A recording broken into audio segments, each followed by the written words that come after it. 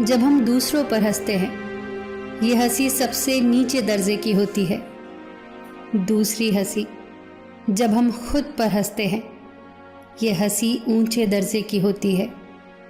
तीसरी अंतिम और उच्चतम हंसी वो होती है जब हम पूरी स्थिति पर हंसते हैं। पूरी स्थिति यानी अच्छी हो, बुरी हो, बेतुकी हो, जैसी भी हो, सब मंजूर है, पूरी समग्रता के साथ मंजूर है। ऐसी मंजूरी के साथ जब हम हंसते हैं तो वही होती है ब्रह्मांडीय हंसी। प्राचीन चीन में 3 बूढ़े भिक्षु रहते थे। उनका नाम किसी को नहीं पता, क्योंकि उन्होंने अपना नाम कभी किसी को बताया ही नहीं। कोई उन्हें नाम से नहीं जानता था। वो जाने जाते थे 3 हंसने वाले भिक्षुओं के नाम से। वो भिक्षु थे, पर ना तो कभी उन्होंने कोई शिक्षा दी, न उपदेश दिए, न किसी बात का जवाब दिया। वो केवल और केवल एक ही काम करते थे, वो सिर्फ और सिर्फ हंसते थे। वो तीनों एक साथ यात्रा करते, एक गांव में प्रवेश करते और चौराहे के बीचों बीच खड़े होकर हंसते। वो पूरी समग्रता के साथ हंसते। वो ऐसे हंसते मानो हंसना ही उनकी साधना हो, हंसना ही उनका तप हो, उनके प्राण हो। वहाँ मौजूद हर कोई उनकी हंसी की तरफ खिंचा चला आता और धीरे धीरे वहाँ एक भीड़ जमा हो जाती, और उस भीड़ में कोई भी व्यक्ति ऐसा न होता जो उनके साथ हंस न रहा होता। जब पूरे गांव में हंसी की लहर दौड़ जाती तो उसी क्षण वे दूसरे गांव के लिए निकल जाते। उनकी प्रार्थनाएं, उनके उपदेश, उनकी शिक्षाएं केवल और केवल हंसी ही थे। उनको हंसता देख लोग अपने सारे दुख दर्द भूल जाते और उनके साथ हंसने लगते। उनके जैसा आध्यात्मिक गुरु न तो चीन में पहले कभी था, न कभी हुआ। वो धीरे धीरे चीन में प्रसिद्ध होने लगे।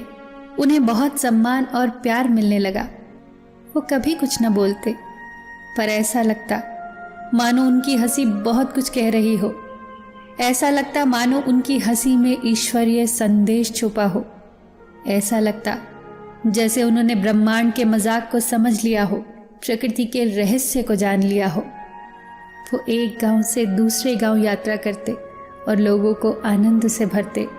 जब वो एक गांव में ठहरे हुए थे तो एक रात एक भिक्षु की मृत्यु हो गई। पूरे गांव को ये उम्मीद थी कि वो 2 भिक्षु आज जरूर रोएंगे।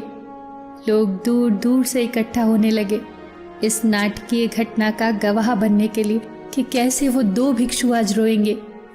ये घटना स्मरणीय होगी, क्योंकि आज तक उन्होंने तीनों को केवल हंसते हुए देखा था। पर सारा गांव ये देखकर आश्चर्यचकित हो गया कि वो दोनों भिक्षु मृत भिक्षु के सामने खड़े होकर और भी जोर जोर से हंस रहे थे। वो हंसते हंसते लोटपोट हो रहे थे। गांव के लोगों ने समझाया कि उन्हें आज हंसना नहीं चाहिए, उन्हें तो शोक मनाना चाहिए। उस दिन भिक्षुओं ने पहली बार कुछ बोला। उन्होंने कहा कि हम हंस रहे हैं इस भिक्षु की जीत पर। हम जश्न मना रहे हैं क्योंकि ये जीत गया। ये जीत गया वो शर्त जो कल रात हमने रखी थी कि कौन पहले मरकर अन्य 2 को हराएगा। हम हंसकर इसकी जीत की खुशी मना रहे हैं। कई वर्षों से हम साथ रहे, साथ हंसे, और आज इसे अंतिम विदाई देने का इससे बेहतर तरीका और कोई नहीं हो सकता। हम केवल हंस सकते हैं। लोगों ने महसूस किया कि मृत भिक्षु का चेहरा ऐसे मालूम पड़ रहा था कि मानो वो भी इन दोनों के साथ हंस रहा हो। चीन में मृत व्यक्ति को धोने और उनके कपड़े बदलने की परंपरा थी, पर मृत व्यक्ति ने अपने साथियों से ऐसा न करने को कहा। उसने कहा, मेरे शरीर को न तो धोना, न ही मेरे कपड़े बदलना, क्योंकि मैं कभी अशुद्ध हुआ ही नहीं। हंसी की फुहारें मुझ पर इतनी बरसी कि अशुद्धता रही ही नहीं। दुनिया की किसी भी गंदगी को मैंने हंसी के जरिए अपने पास तक फटकने नहीं दिया। मृत भिक्षु को उन्हीं कपड़ों के साथ चिता पर रख दिया गया, और जैसे ही आग लगी तो उसके कपड़े चटकने लगे। मृत भिक्षु ने अपने कपड़ों में पटाखे छुपाए थे जो आग लगते ही फटने लगे, और सारा आसमान कई रंगों की आतिशबाजियों से चमकने लगा। सब आश्चर्यचकित थे। सब दिशाओं में रंगीन रोशनी फैल गई, और ये देखते ही सारा गांव जोर जोर से हंसने लगा। वो भिक्षु जाते जाते भी पूरे गांव को एक बार फिर से हंसा गया। वो भिक्षु सिखा गया ब्रह्मांड के उस रहस्य को कि हंसो, क्योंकि हंसना सिर्फ मनुष्य के भाग्य में ही है।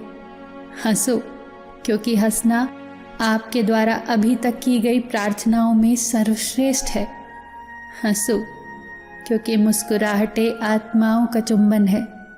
हंसो, क्योंकि हंसी के हथियार के सामने कोई खड़ा नहीं रह सकता। सब कुछ भूलकर हंसो।